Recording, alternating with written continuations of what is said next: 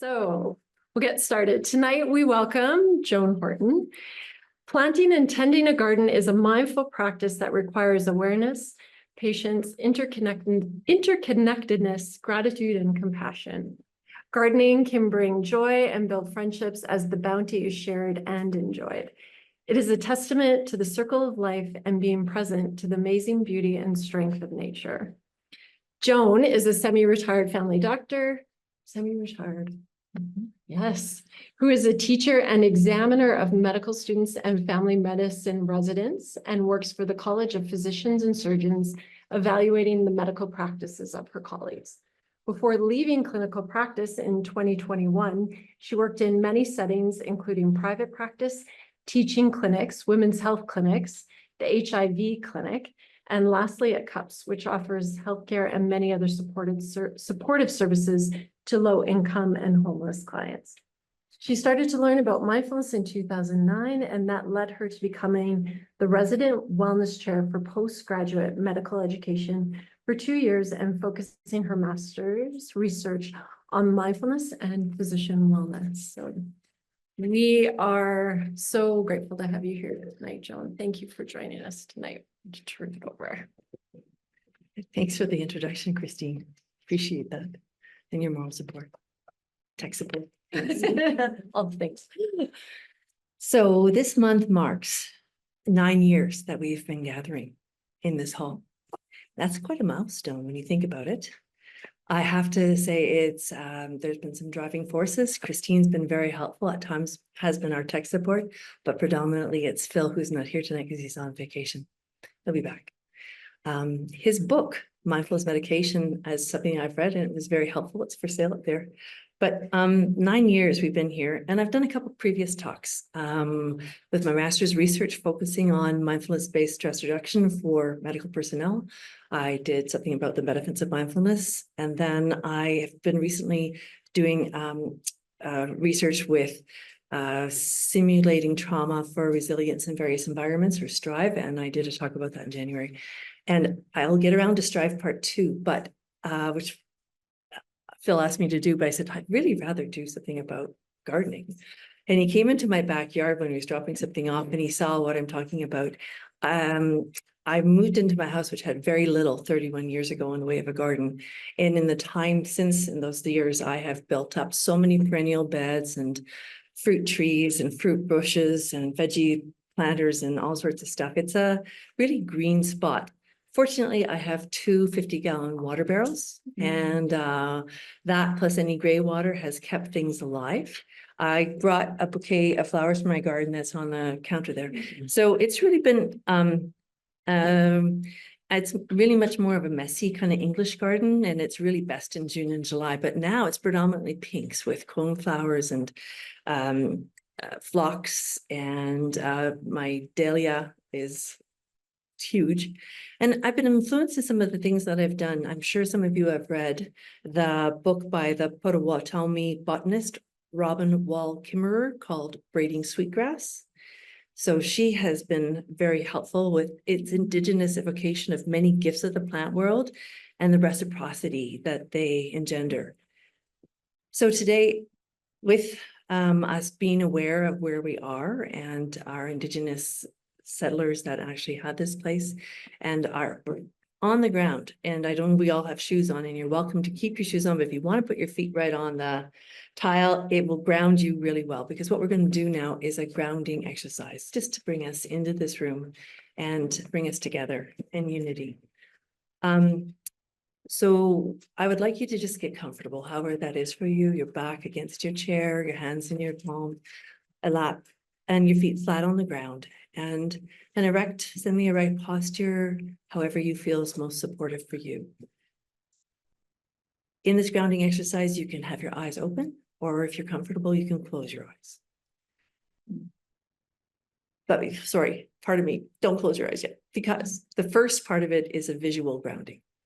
And I'd like you to look around the rooms and walls of this log cabin that we're in. That is an Atco log cabin from like 1950. And the pictures of the indigenous settlers and what it looked like on this plain before we all built our homes in this area. And Just use your eyes and really check in how it looks and how the light is shining in through the curtains of the sun as it's going down, and how you can see the green. If the curtains are open, then it's great that they're green, and the green out the window, just touching, using your eyes. You can close your eyes if you wish now. And I really like you to think about what you're hearing. Not that there's that many ambient noises, but I'm hearing some from outside. Sometimes there's the thwack of the tennis ball, the noise of your own breath, the noise of your neighbor's breath, the small air hum you might hear of the computer. And now I want you to really feel your body. Feel your feet on the ground. Feel your thighs on the chair, your back against the back. Feel your head on your shoulders. Feel your breath going in and out. Really focus on how your body feels in this moment.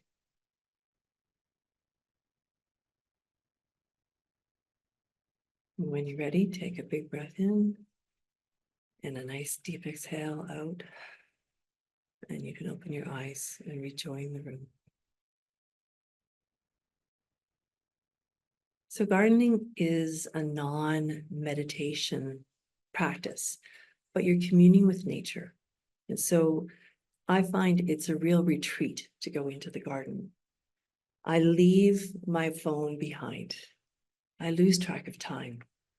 I'm really aware of the greenery around me, the bees, the squirrels, the birds, paying attention and really noticing those things that define that green space that I'm so fortunate to have. My mother lives in an apartment on the 15th floor. Her balcony is awash with plants. She's made it her garden. She grows cherry tomatoes and all kinds of vines, flowering vines. Nature can be found in a pot of plant, a house plant, have just that sense of Mother Nature. And the feeling I really treasure is what it feels like to put my hands in dirt. I like to garden without gloves. It's not so great when you're going to tend to patients next and you've got dirty nails, but that feeling of your hands and that texture of the earth, and that maybe you'll see and have animals, bugs land on you. Like today when I was harvesting the garden flowers, I had ladybugs and all sorts of other bugs flying around me. So just really my hands in the dirt and then my feet being bare. I really like that sense of my feet in grass. Who doesn't? As long as there's not too many thorns or prickles and you don't have any problems with neuropathy or other issues, open sores, that if your feet can be in grass, there is this beneficial sense of being in communion with nature. And there is thought that our bare feet on the earth helps discharge negative energy and helps our polarity and helps us be part. There's also a benefit of working with your hands in dirt is that it does help improve the biome of your skin. And that could be healthy for you. And a little bit of dirt probably improves your immune tolerance and helps your body handle insults like infections, being around and playing in dirt. I swear that my dog's dirt made my daughter one of the healthiest kids I ever encountered. So there's also some endorphins that get released when you're in that good place where you feel comfortable, your hands are, and if you don't like, just nice brightly colored gloves also can raise your mood. So walking barefoot helps reduce your stress. And I think that it's cold on this tile, otherwise I would have bare feet. But there's a word that I read about in the paper and I've used it, and it has for some people a negative connotation, but I like the way that this author took the word putz. I like to putz in my garden. I find that putzing around and doing things without necessarily structure or purpose is very restorative. And in the end, I have accomplished something. And so being in the moment, seeing what needs doing and doing it tending to it, just having that window of time that is open to dealing with what arises, with what I'm aware of.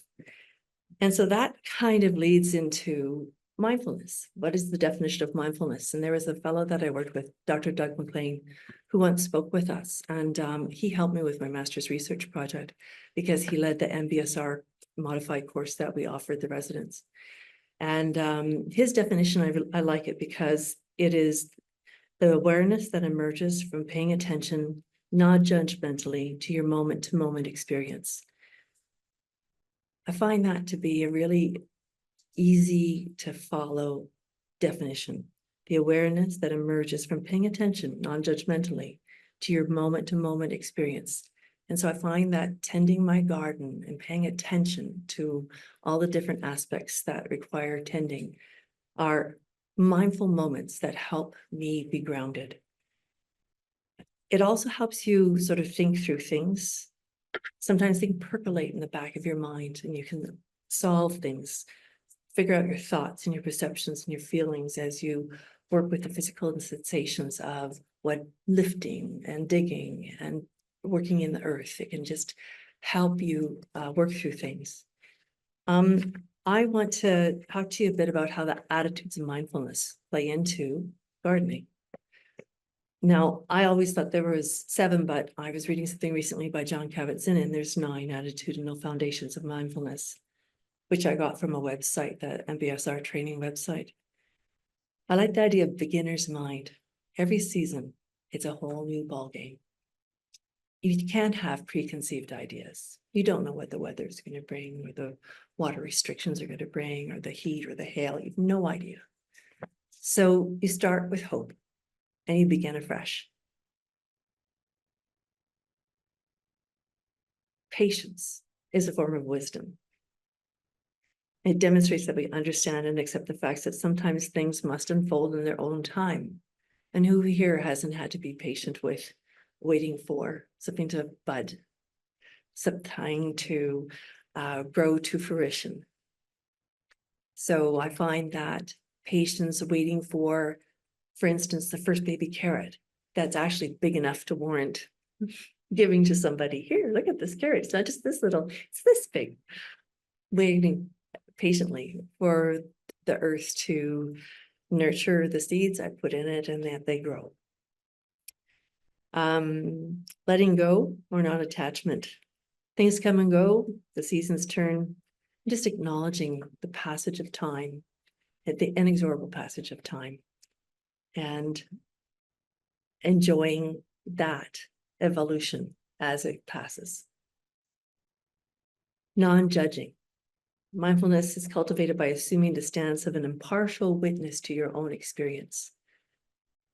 It's hard not to judge ourselves and what we produce, but we can't control it. It happens. No matter what we do, it will be what it is.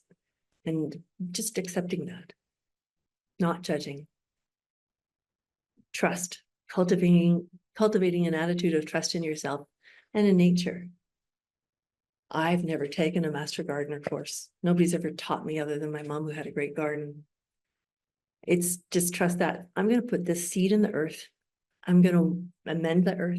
I'm going to hope that the watering I do, that the seal come along, that I'll eventually have a beet, that the ants won't have eaten all of it, or the slugs won't have eaten all the leaves, that there will actually be a beet at the end of the season.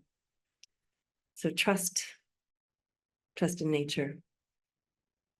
And again, non-striving, you put the seeds in and you just see what happens. You can't control whether you're going to get a little beet or you're going to really get a monster. You don't have a clue what's going to happen. You're just going to have to let happen and pass what's going to happen and pass. There's no point in striving. Acceptance means seeing things as they actually are in the present and accepting the unpredictable. So even if my hard work in the garden doesn't result in beautiful flowers, I'm still reminded that not everything can be predicted and controlled. And I accept that. It's just things are going to happen. I have to accept too if my dog decides to dig up and shoot to smithereens my favorite rose bush. It's what happens. Speaking from experience. Yeah. happened. And gratitude. So I find that maintaining just gratitude for what I get, whatever it is, if I increase that positive thought, I can increase my sense of well-being and calmness and equanimity. And I feel better if I just cultivate great gratitude for what I see, what I experience as I'm out in my garden, no matter whether there's slugs or aphids or beautiful bees on my globe thistle line up there. Went out those blue globe thistles, and each one of them had a bee asleep. That was so cool. So just gratitude to have that, and generosity. I have a personal experience with being generous to the fir tree that's only 10 feet away from my East veggie planter. It decided that it liked my earth in my planter so much that last year, the second year that planter was there, was full of fruits of the fir tree. Well, that doesn't really work. We had to dig it out. I had to water the tree whenever I could, make sure it felt that I was being generous to it, despite taking away its putting a barrier, putting tin down so that it couldn't send its roots up. And so it's a good place to start with being generous, always with yourself. If you can start with self-acceptance and give yourself some time each day with no purpose. And that's what I find the putzing is. I've got time. I can just go out and see what I feel like doing. And that restores me. It also, by practicing being generous with the feeling of being deserving enough to accept these gifts without obligation, and just to simply receive from the universe what I would get: sun, wind, rain, light, and the magic that is the flowers and the vegetables that grow for me. I also think that there's some loving kindness aspects to being a gardener, and loving kindness is an aspect of mindfulness. Compassion, bringing loving kindness to the suffering, the loss, the failures, the things that naturally we encounter as we're working with the unpredictable quality of the elements. And equanimity, that sense of peace. What is, what will be, will be. I can only do so much to develop, to have a bounty of raspberries, and I can only do so much to encourage my husband and daughter when I'm away to pick them. And then when I come home, if there's a whole bunch of dried ones there, I think, well, the ants, the wasps, the bees, the birds all had a whole bunch of raspberries while I was gone. And that kind of things can arise and depart without disturbing your mind. So there's a whole bunch of benefits of that to cultivating mindfulness and while you garden. So I find it's a way of developing control and wisdom in my life. It also increases my capacity for relaxation. I really can relax at the end of a day where I've put in some time and sit on my deck with my husband or daughter, just by myself, and really soak in that oasis that I've tried to create. It helps us to find a way to consciously respond to our experience that puts us in control of our emotions.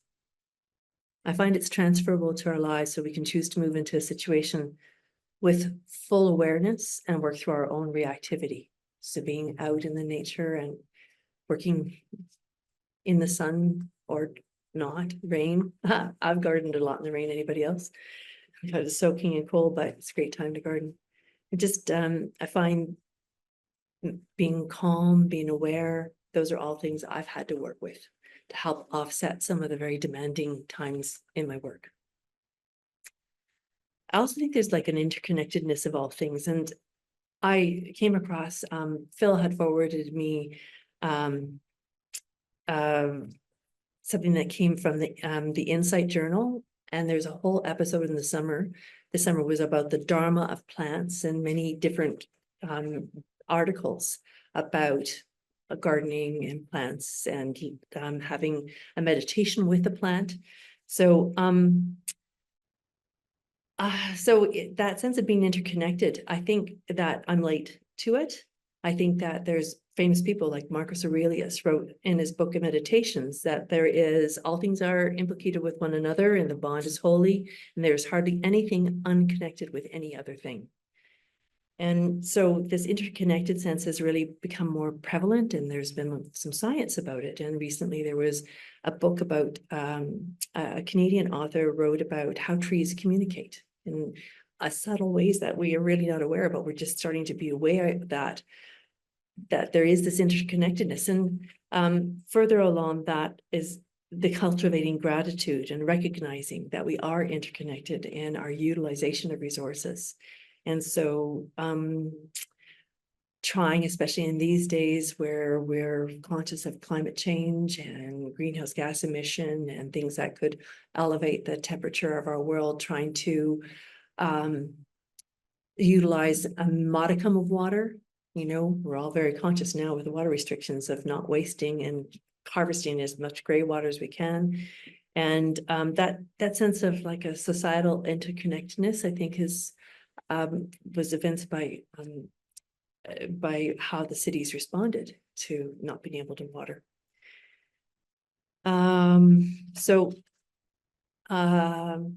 One of the people that wrote in this Insight Journal in the Dharma of Plants, have you probably heard of her, Aya Santasita?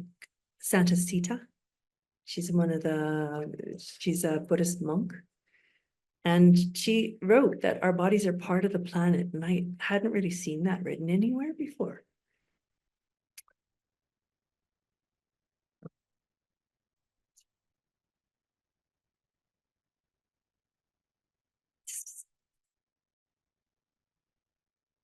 That triggers an emotional response because I'm working through my mom's plans for her funeral. It makes you feel quite moral. So we emerge from the planet and we return to it and we die. And the earth is a self-regulating, living, intelligent system. Our bodies are plugged into the planet.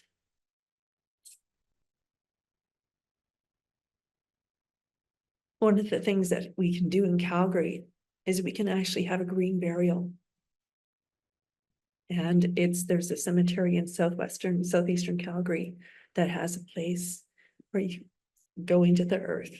So that appeals to me. We are lucky in that we have a sense of aliveness at the center of our chests. We can really feel how animated our bodies are. And if we think about it, we can be aware of all of the life around us, that even an ant or something small as that has a life force and is alive and has a sense of purpose and obligation and duty. And so being in the garden and seeing this, and all of the bees and the wasps even, they all have a role in nature. So I find that subtle hum of aliveness is a vibrancy that we can really cultivate awareness of. And I feel that it connects us to an urge to support the beauty and integrity of this amazing web of life for future generations. In my community where I've lived for 31 years, having a garden and working out in it is a real conversation starter. People come by and ask you, what's that? How are you doing, growing? I've gotten to know so many neighbors through that.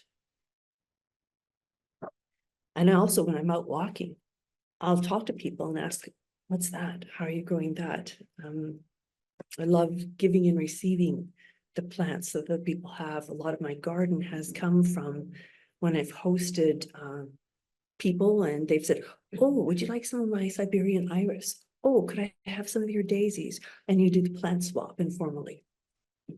And it's a real sense of connection to our community. So what I'd like to do now is a meditation. And I utilize Insight Timer a lot for a number of things. And this meditation might be 15 minutes long. So, and after we do the meditation, then we'll have a chance to have a dialogue, a discussion back and forth. And so I'm going to read it to you. It's by Ann Davies from Insight Timer, and it's called The Garden. So I'd like you to get into your meditative pose, posture, whatever you feel is best for you. This is going to take no 15, max 20 minutes. I'm not sure how long because I haven't read it out. The timer says it's about 20 minutes long when she reads it with pauses.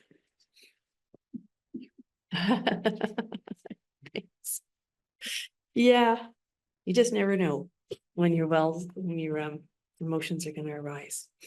So thank you for that. I didn't come prepared because I didn't expect it. So in this meditation, if you're comfortable, you're welcome to close your eyes and visualize what this experience might be like for you. Because I'd like you to let yourself feel surrounded by nature, nurturing you. Allow your body to relax.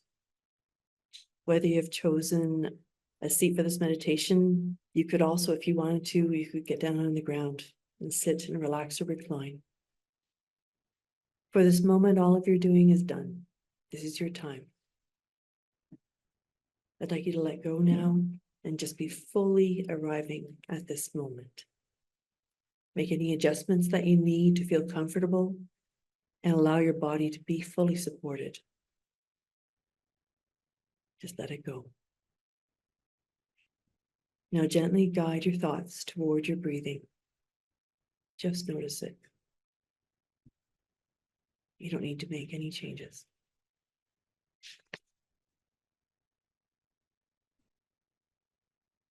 It doesn't matter if breathing raises your chest or your abdomen. Just follow your own natural breathing pattern. If or when your mind wanders during the meditation, just gently lead it back to your own breath. In and out. To your own natural, comfortable pattern. Paying attention. Just letting it be. Now imagine a beautiful meadow and allow it to blossom in your mind. This beautiful meadow is filled with your favorite flowers on a late afternoon in the summer. The weather is warm and bright. You breathe in a calming scent of rich, sweet earth mingled with fragrant flowers as you gaze across the beautiful meadow. You like it here. You feel comfortable here. It feels open, expansive, and safe. Nothing here will sting or bite you or make you sneeze. The fresh air feels wonderful against your skin as you stand in the meadow, feeling rooted to the earth and feeling joyful to be able to be amongst all of this beauty and life. Imagine gazing up to watch lovely white heaped up cumulus clouds slowly travel across the sky. Enjoy the clouds as they move, as you breathe in and out in your own natural, comfortable pattern.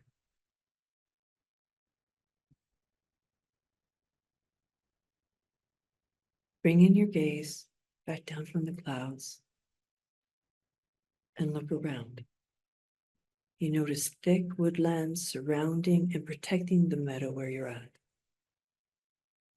The trees are ancient and hold much life.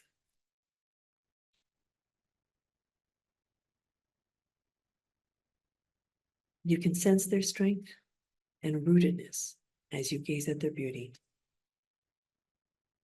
And as with everything in this meadow and in this life, the trees will change with the seasons and the times.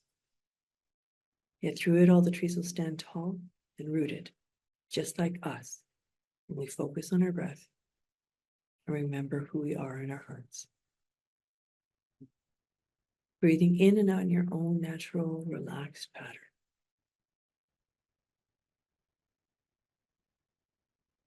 And now you notice a walled garden standing in the south corner of the meadow with a beautifully painted wooden door.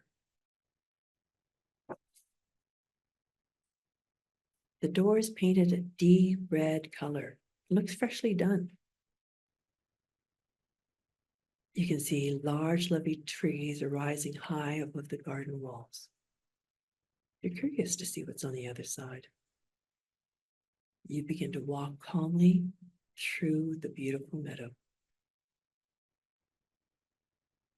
Hearing your gentle footfall on a smooth path as the flowers dance in the soft breeze and bees feast on the flowers. You hear the zzz as they connect and the flowers bow their heads to share the nectar.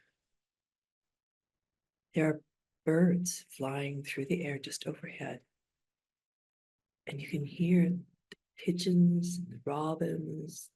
Maybe there's a blue jay in the distance. As you breathe in and out in your own natural pattern, you're noting in your heart that this meadow nourishes many. You continue to walk through the meadow toward the garden. And as you do, feel all your cares and worries come away from your body, like cherry blossoms from a tree in the gentle breeze on a fine spring day. Allow your fears and worries to fall off and scatter, making a beautiful pattern behind you. Just leave them behind. Let them drop there. They can't trouble you here.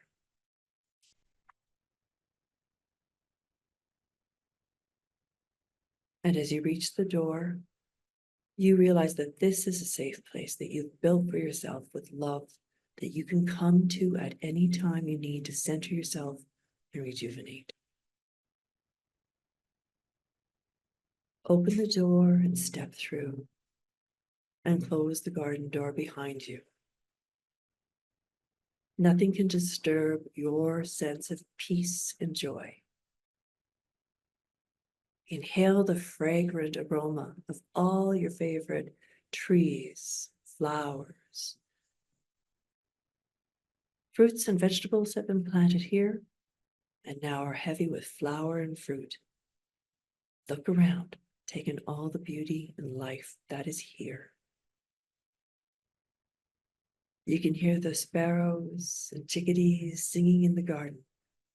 And you can see a little robin darting about. You can see them pulling up worms from the earth.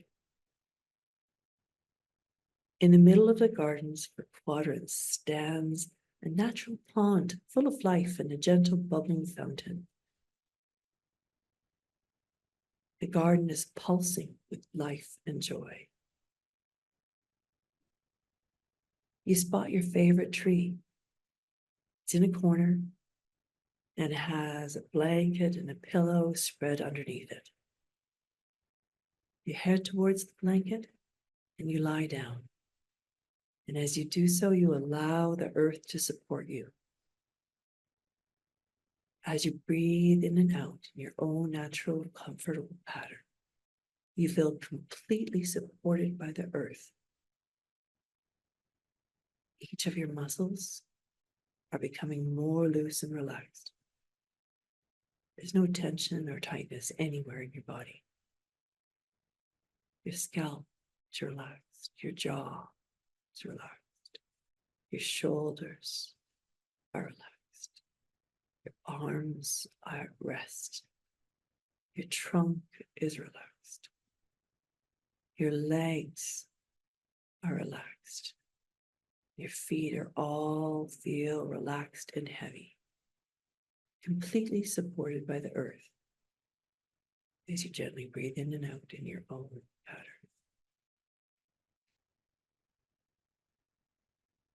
Allowing the earth to completely support you, lift your gaze gently up to the sky. You once again see the puffy white clouds changing shape as they float by.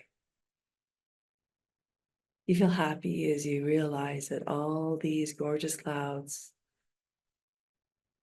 beautiful unseen stars and planets hanging in the sky are just now starting to show. All of these beauties are always there, just like our softly beating hearts. We only need to pay attention to our breathing to realize how much support we have from the earth. And its bounty is inside ourselves and in the sky above our heads.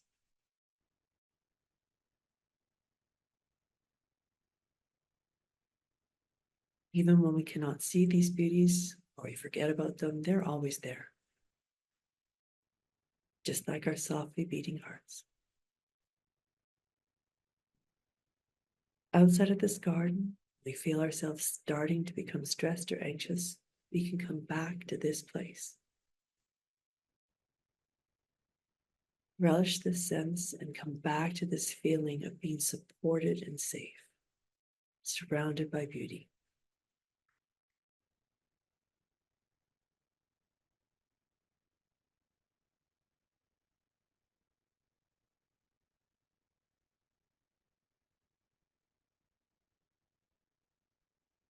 Take a deep breath in through your nose. By focusing on our breathing and reminding ourselves of who we are deep in our gently beating hearts in this lovely garden on this beautiful day, we can imagine the fresh air bringing new life force into our lungs and heart. We stay with this focus on our heart for just a moment as we relax our breathing into our own natural pattern.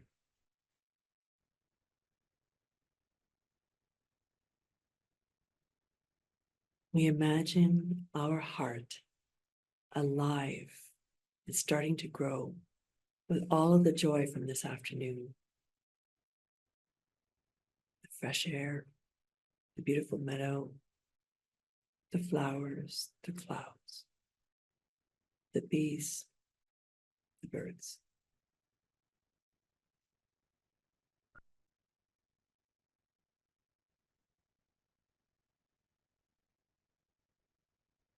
We appreciate all of these gifts from nature. They're nourishing us, making our hearts glow and fill with joy.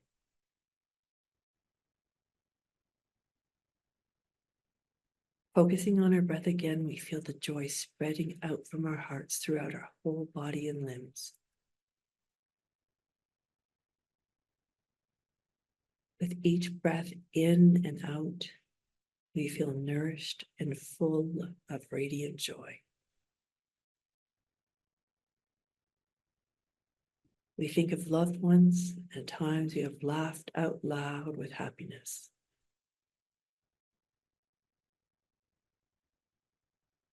Breathing in new life force and feeling it spread throughout our hearts and bodies. We are nourished.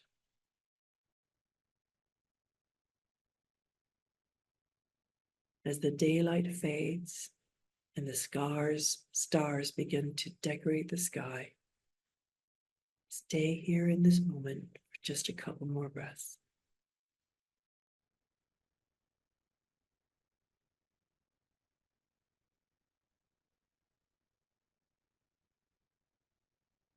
Remembering that you can come back to this garden anytime. You can come back to this joyful, nourished place in your heart whenever you want to.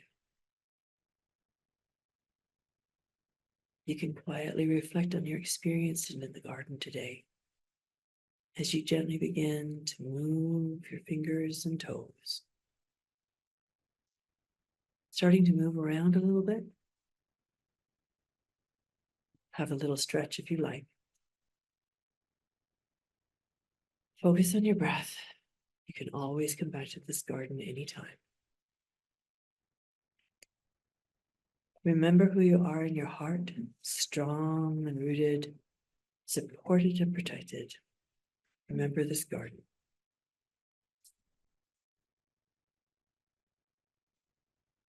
I welcome you to come back.